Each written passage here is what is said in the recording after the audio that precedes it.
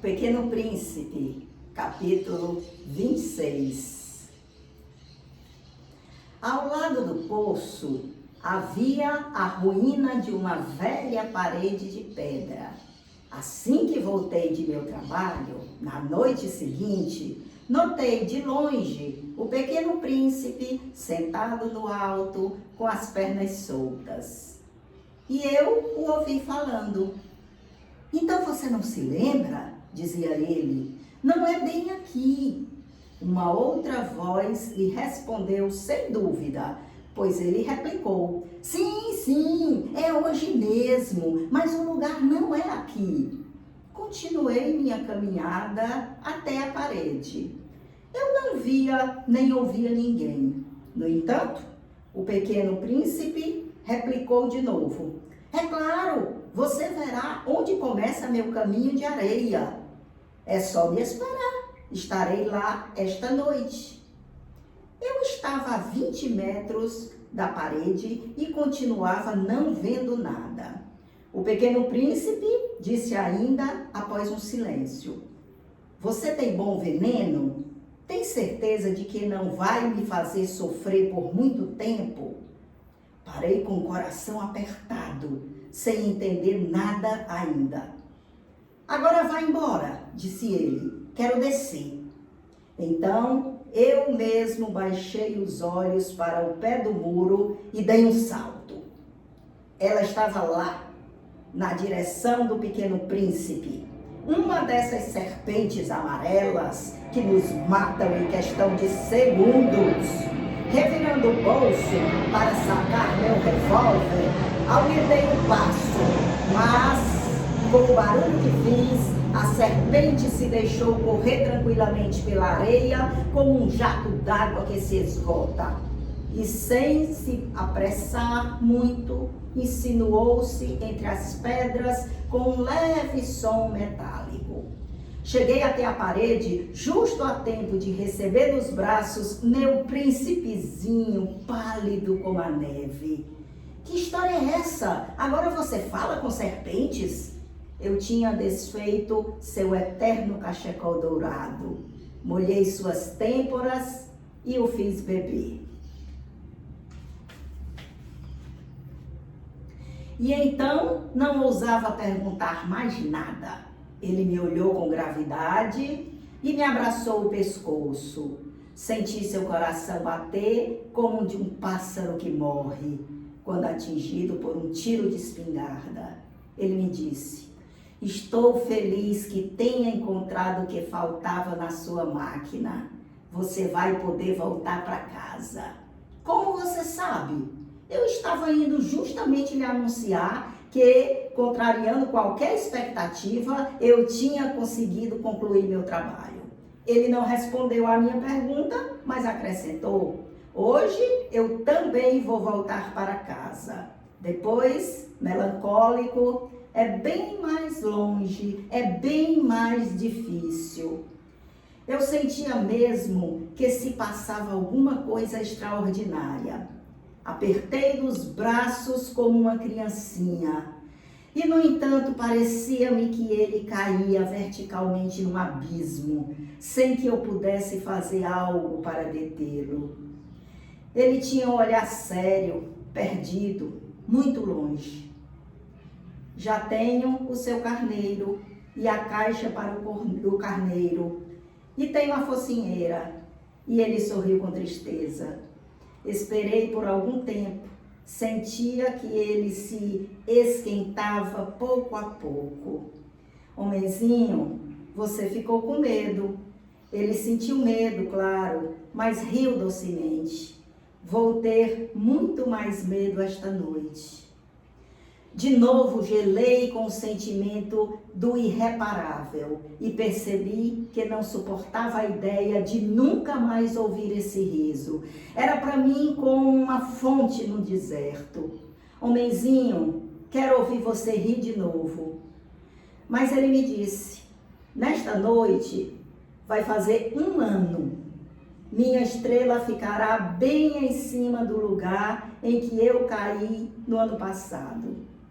"Homenzinho, Você não acha que essa história de serpente, de encontro, de estrela, é um sonho ruim? Mas ele não respondeu a minha pergunta e me disse: o que é importante não se vê. É claro. Acontece o mesmo com a flor. Se você gosta de uma flor que se encontra numa estrela, é bom, à noite, olhar o céu. Todas as estrelas são floridas. É claro. Acontece o mesmo com a água. A que você me deu para beber era como uma música, por causa da roldana e da corda. Você se lembra? Era boa. É claro. Você vai ver à noite as estrelas. Minha terra é pequena demais para que eu lhe mostrar onde fica. Assim é melhor. Minha estrela será para você uma das estrelas. Então, você gostará de olhar todas as estrelas. Todas elas serão suas amigas. E depois eu vou lhe dar um presente. Ele riu de novo. Ah, meu homenzinho, eu gosto de ouvir esse seu riso. Justamente esse será o meu presente, será como a água. O que quer dizer? As pessoas têm estrelas que não são as mesmas. Para os que viajam, as estrelas são guias. Para outros, elas não passam de luzinhas. Para outros, que são sábios, elas são incógnitas. Para meu homem de negócios, era ouro. Mas todas essas estrelas se calam. Você terá estrelas como ninguém. O que quer dizer? Quando você olhar para o céu à noite, como eu irei morar numa delas, como eu vou rir numa delas, então para você será como se rissem todas as estrelas. Você terá estrelas que sabem rir. E ele riu de novo. E quando estiver conformado, sempre nos conformamos, você ficará contente por ter me conhecido. Você sempre será meu amigo, sentirá vontade de rir comigo. E às vezes, você abrirá sua janela assim, por gosto. E os seus amigos ficarão bem surpresos por vê-lo rir olhando para o céu. Então, você dirá a eles: sim, as estrelas, elas sempre me fazem rir. E eles vão achar que você é louco. Eu irei pregar uma bela peça em você. E ele riu de novo. Será como se eu tivesse lhe dado, em vez de estrelas, um monte de guizos que sabem rir. E ele riu de novo. Depois voltou a ficar sério. Nesta noite, você sabe, não venha. Eu não deixarei você. Vou ficar parecendo doente. Parecerá que irei morrer. É assim. Não venha ver isso. Não vale a pena. Eu não deixarei você. Mas ele ficou na dúvida. Eu lhe digo isso também por causa da serpente. Não é preciso que ela morda você. As serpentes são maldosas. Podem morder por prazer. Eu não deixarei você. Mas alguma coisa o encorajou. É verdade que elas não têm veneno para uma segunda mordida. Esse foi o penúltimo capítulo de O Pequeno Príncipe. Como eu disse para vocês, como a gente viu durante todo o percurso do livro, tudo tem começo, meio e fim. O começo, a gente viu já, o príncipezinho desejou, achou que era necessário sair do planeta dele, continuar o percurso dele, obter outras experiências, consequentemente outros conhecimentos. Deixou aquilo que ele tinha e que talvez ele não percebesse ainda o quanto aquilo era dele, era raiz dele, era importante para ele, e seguiu para conhecer outros planetas. E nesses planetas ele encontrou pessoas, ele encontrou animais que lhe mostraram determinados comportamentos, determinados modelos, determinados níveis evolutivos diferentes. E finalmente ele chegou na terra, onde encontrou o piloto, o aviador.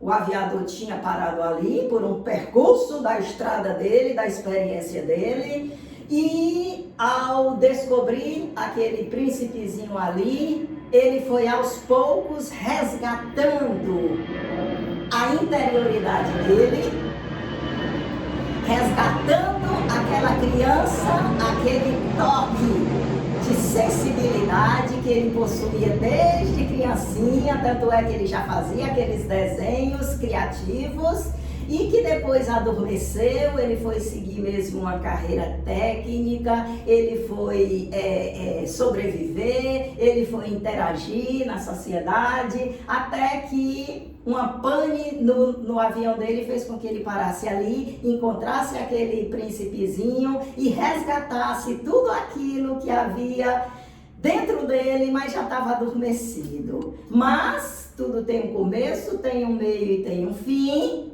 E o príncipezinho também obteve nesse meio a experiência suficiente para ver que aquilo que ele pensava que tinha sido um desgosto para ele, aquela decisão de abandonar o planetinha dele, o asteroide dele, ele estava abandonando o que agora ele reconhecia como a raiz dele, a vida em intensidade dele, os laços que ele cultivou ali, a flor, os vulcões, até mesmo os baobás. Tudo ali era importantíssimo para ele, porque tinha feito parte da experiência dele. Mas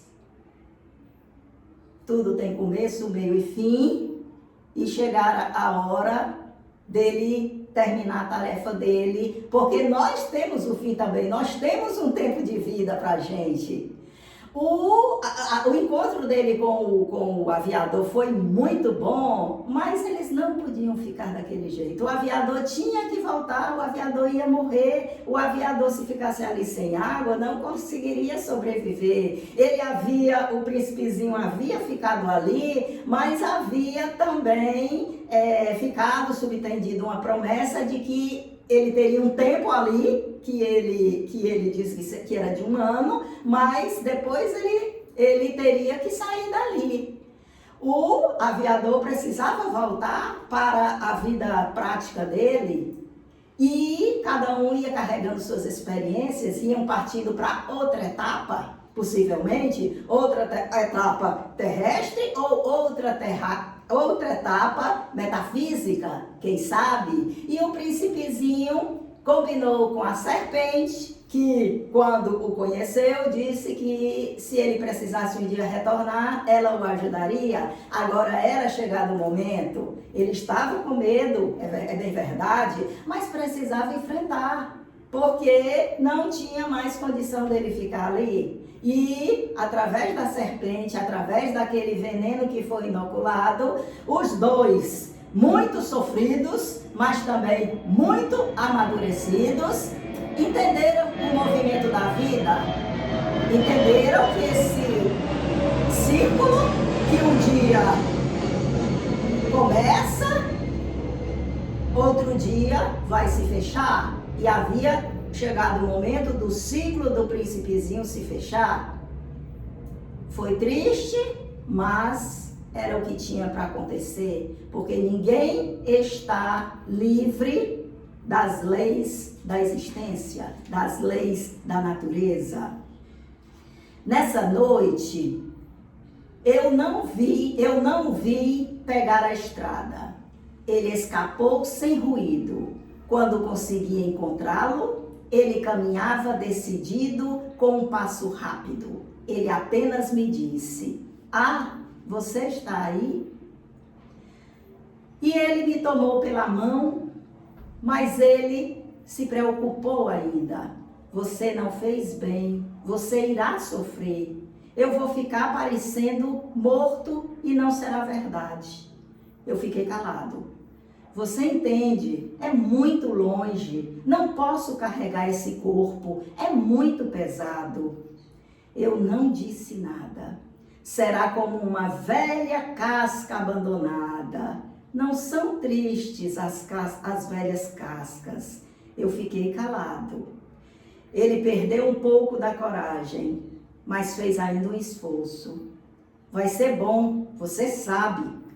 Eu também verei as estrelas. Todas as estrelas serão poços com as roldanas enferrujadas.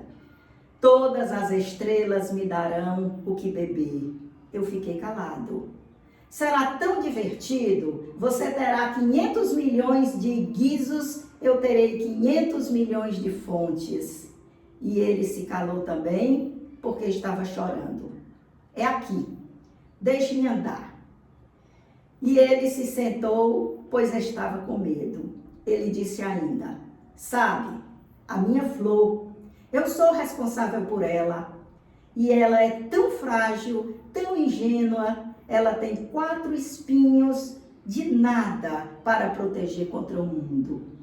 Eu me sentei, pois não conseguia mais ficar em pé. Ele disse, aqui está, isso é tudo. Ele ainda hesitou um pouco, depois se levantou. Deu um passo, eu não podia me mexer. Houve só um clarão amarelo perto do seu tornozelo. Ele ficou imóvel por um instante, não gritou, caiu lentamente como caiu uma árvore. Isso não fez sequer um barulho por causa da areia. Minha gente, morrer de velhice, morrer de doença, morrer do coração, morrer de um acidente, morrer porque se matou, seja o que for, certo? É apenas essa casca, como ele falou. Porque a verdade é, tudo tem um começo, meio e fim. Ou uma grande transformação. Então, eles entenderam isso. Era a hora do fim. Só que esse fim, para quem resgatou a criança interior, ele apenas muda de forma, apesar da dor que é grande. Depois, com o tempo, quando a dor vai diminuindo, vai se acalmando, a gente lembra da lição a lição da raposa, que ia lembrar do príncipezinho no milho, na cor do milho, na plantação, que era igual à cor dos cabelos dele, certo? Aqui, entre o príncipezinho e o aviador ia lembrar do príncipezinho através das estrelas que sorriam. O príncipezinho ia lembrar do aviador através dos poços que iam saciá-lo. Então, tudo é uma transmutação. Você deixa de ter a pessoa amada, que é muito bom você ter a pessoa ali presente, mas apenas ela foi antes de você para a grande viagem. Daqui a pouco você vai, nem se preocupe. É questão só de tempo, mas ninguém fica aqui para semente. Então, essa pessoa que foi antes, é bom a gente já ir se acostumando com uma percepção mais sofisticada da existência do todo e ir conseguindo enxergar essas pessoas nas coisas que elas deixaram, que elas fizeram, que elas participaram, viveram junto com a gente. Seja nos descendentes, seja até mesmo na simplicidade, como a raposa falou, da cor dos cabelos nas espigas de milho, no trigo. É assim que a gente já tem condição de pensar nas pessoas. E um dia a gente vai passar pela mesma experiência e descobrir qual é o propósito da natureza com o nosso pós-experiência terrena. Vai chegar a nossa época. Capítulo 27. E agora, é claro, já faz 6 anos. Eu nunca tinha contado essa história. Os colegas que me viram ficaram bem contentes de me reencontrar. Eu estava triste, mas lhes dizia, é o cansaço. Agora estou um pouco conformado, isto é, não de todo, mas sei que ele voltou para o planeta dele, pois ao nascer do dia não encontrei seu corpo. Não era um corpo tão pesado. E eu gosto de, à noite, ouvir as estrelas. E como 500 milhões de guizos. Mas eis que se passa algo extraordinário. Na focinheira que desenhei para o Pequeno Príncipe, esqueci de acrescentar a corrente de couro. Ele nunca teria conseguido prendê-la no carneiro. Então me pergunto, o que aconteceu no seu planeta? Talvez o carneiro tenha comido a flor? Logo penso, é certo que não. O Pequeno Príncipe guarda a sua flor todas as noites sob uma redoma de vidro e ele vigia bem o seu carneiro. Então estou feliz e todas as estrelas riem docemente. Logo penso, distraímos-nos uma vez ou outra e isso basta. Ele esqueceu certa noite a redoma de vidro ou o carneiro saiu sem ruído durante a noite. Então, os guizos se transformaram em lágrimas. Aí está um grande mistério. Para você que, como eu, também gosta do Pequeno Príncipe, nada mais no universo é igual se em algum lugar não sabemos onde um carneiro que não conhecemos comeu ou não uma rosa. Veja o céu, pergunte, o carneiro comeu ou não a flor? E você verá como tudo muda. E nenhum adulto jamais conseguirá entender que isso tem tamanha importância. A nossa experiência, no dia que a gente se dá o direito de resgatar a nossa criança interior, a gente vai ficar sempre atrelado a esses questionamentos que ele ficou em relação ao Pequeno Príncipe. Será que voltou? Será que conseguiu proteger a flor? Será que o carneiro comeu a flor?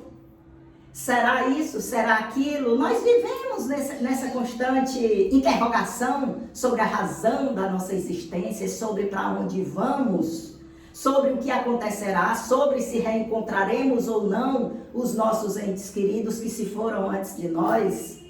Essas dúvidas, elas pertencem de fato a nós, seres humanos, nesse estágio que nós estamos ainda.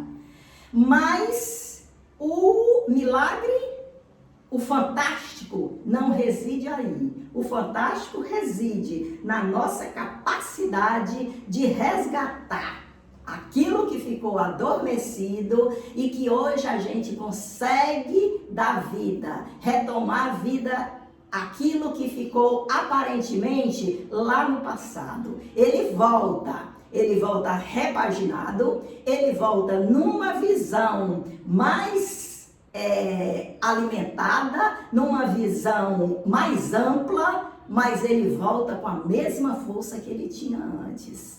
Assim é em relação ao passado, assim é em relação ao que a gente ainda não conhece. Um dia a gente resgata o que passou e o que ficou enraizado e a gente torna aquele novo mais amplo ainda. Ninguém está aqui perdendo tempo, tudo está sendo computado, tudo está sendo somado, tudo está sendo acumulado para um dia salpicar no universo feito as luzezinhas das estrelas. A gente só tem que procurar nossas possibilidades dentro da gente mesma. Não se preocupar tanto em acumular bens exteriores, bens em simpatia, bens em muitas pessoas ao nosso redor, em muitos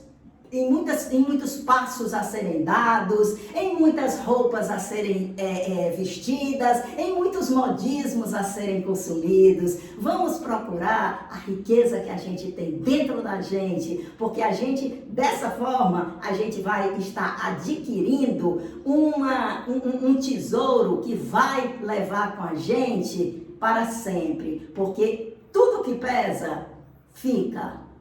E aquilo que é sutil é justamente o que vai nos proteger nas outras etapas, como a redoma do príncipezinho protegia a flor. Eu espero que vocês tenham gostado dessa nossa leitura, que vocês tenham descoberto também outras interpretações. Eu fui interpretando aqui de acordo com o momento que a gente ia vendo, ia despertando. Não esquecer nunca que isso não é um livro de criança. Isso é uma fábula infantil que foi escrita para os adultos. É um livro que se propõe a resgatar o nosso interior, muitas e muitas vezes adormecido.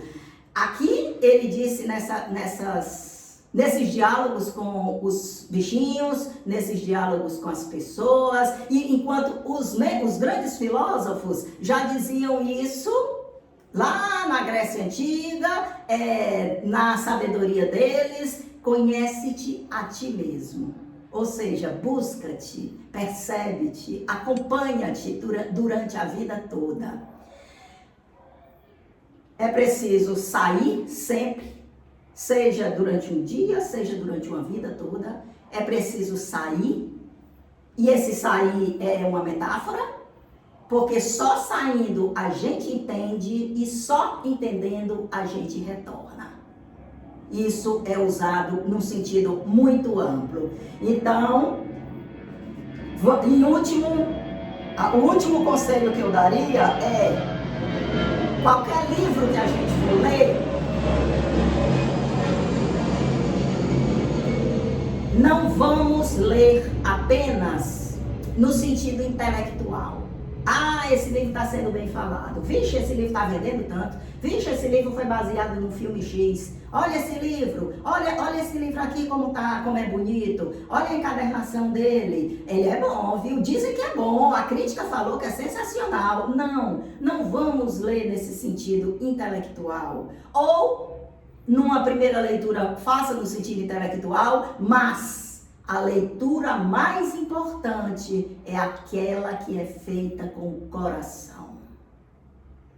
Não vamos nos esquecer nunca disso.